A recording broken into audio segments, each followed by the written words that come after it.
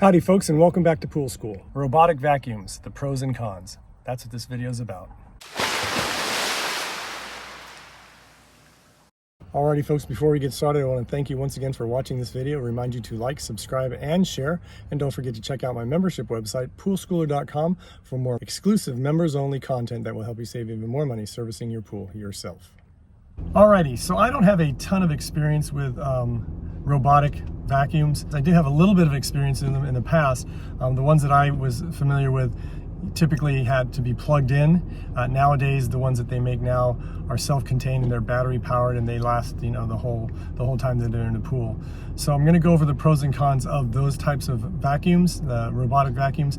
And also, I have two clients who have battery operated robotic vacuums that they use supplementally, so they're not in the pool all the time. They put them in when there's like a major storm and they need something to back up their suction side vacuum cleaner, or one of them has a pop-up system that is working now pretty well after a lot of work on it, and so they use it if we have a big storm just to help supplement the cleaning. But we're going to go over the pros and cons of the robotic pool vacuums. I don't have any of them in the pool to look at, but it's pretty simple to go over, and hopefully it'll help you make a decision as if a robotic vacuum is a good idea for you to use as a primary or even secondary source of cleaning for your pool. Alrighty, so the number one reason that people will buy a robotic pool vacuum is because it's not in the pool all the time. It's only in the pool when it's cleaning, and then when it's done, you have to take it out. And that's pretty much the reason why most people will get a robotic pool vacuum. They're not gonna have to deal with a vacuum that's staying in the pool, something they have to jump around a bunch of hoses around. It's all fully self-contained. Most of them don't have a bunch of hoses or bags and stuff. They're all self-contained, including the battery pack inside. So that's the number one reason that people will buy a robotic pool vacuum.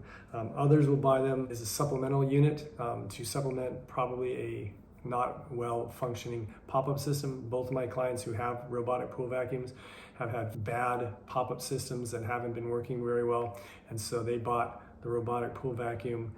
One of them, when I came to take over their pool from another pool service, I fixed their pop-up system to where it's working now, so they're not using that robotic pool vacuum anymore. They used to use it to supplement because the pop-ups weren't working that well. And then my other client who I just picked up, who has an Aiper Scuba S1 pool cleaner, which is a robotic pool cleaner, runs about $560 last time I checked on Amazon. They had also a bad pop-up system that wouldn't work, and so what we did with that one is rather than fix the pop-up system because it was constantly nickel and diming them, we just replaced it with a stay-in-the-pool suction side vacuum. We put a Barracuda G3 in there and a Pentair Vacmate skimmer attachment to it, and it's working like a dream, so they don't need to use their robotic pool vacuum either anymore. So, but that's the second reason why a lot of people will buy a robotic pool vacuum. But again, the biggest pro, it's not in the pool the whole time. Second reason people like them is because they're battery operated. The old ones weren't. Most of the older ones were operated with a power cord you have to plug in, which is a pain. It's a big long power cord to drop the vacuum in the pool.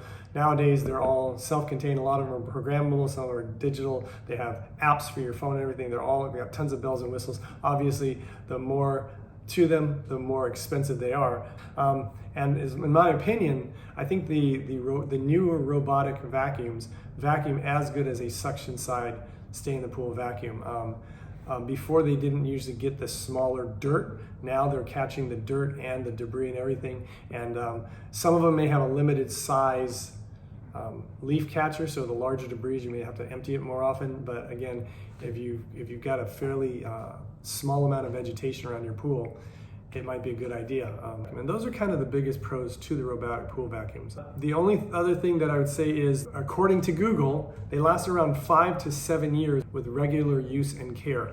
And they say regular use is typically 2 to 4 times a week. So again, your vacuum is not vacuuming every day. So to me, that's a potential negative, because I don't know how long they last. If you used them every day of the week, 7 days a week, like most of my clients who have either in-floor cleaning systems, pop-up cleaning systems, or they have stay-in-the-pool suction side vacuums. So whenever the pump runs and the system runs, the pool's getting cleaned and vacuumed, or at least cleaned with a pop-up cleaning system. So again, it's really dependent on how many times you want to have your pool cleaned during the week.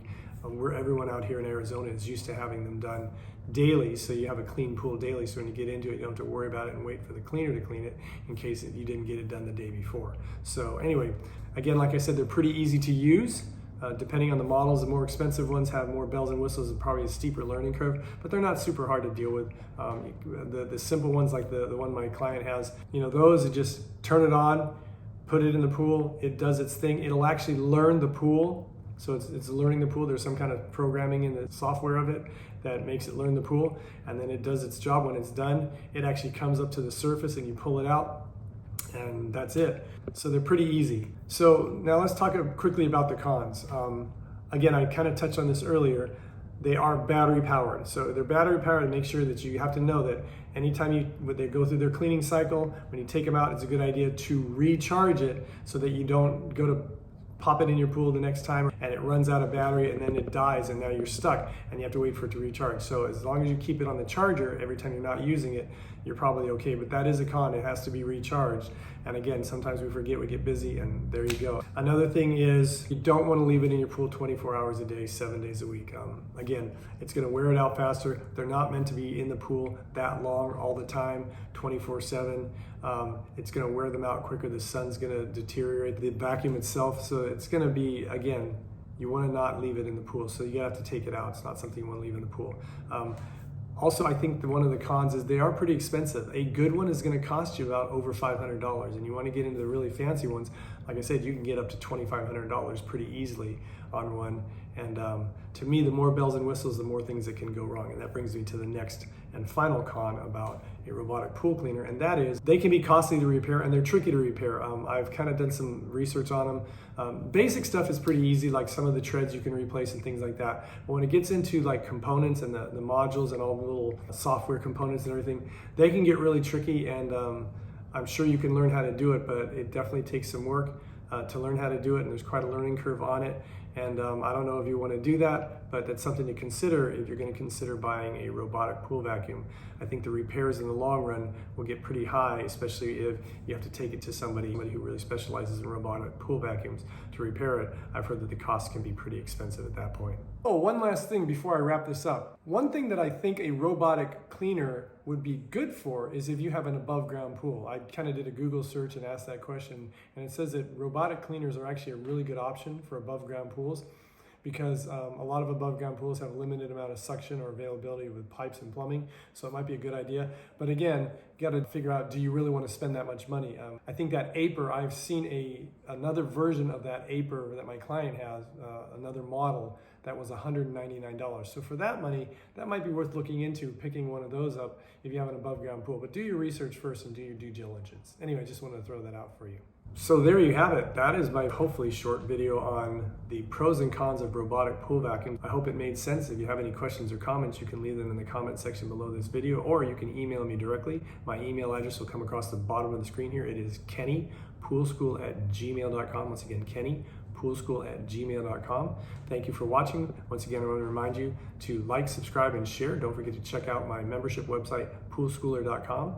And until we meet again, remember to have fun, be safe, and always watch those kids and elderly folk and pets around water. And I'll see you next time. Bye-bye.